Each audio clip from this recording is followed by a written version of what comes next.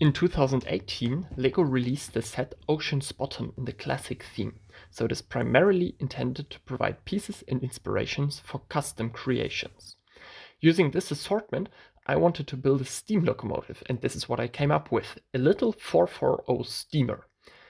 Inside the cab, there are a few pieces representing some control elements, as well as some fire blazing out of the boiler.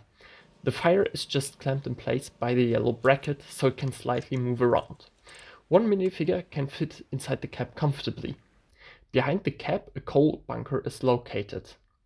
The front of the locomotive is decorated with two headlights as well as a miniature pilot, also known as a cowcatcher, which, due to its slimness, probably would be of little use. The detailing on the side of the locomotive includes some coupling rods as well as cylinders and a suggestion of valve gear in the form of a light bluish-gray flick-fire missile piece.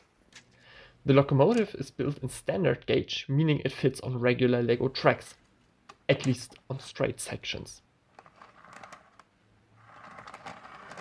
And now let's get to the speed build.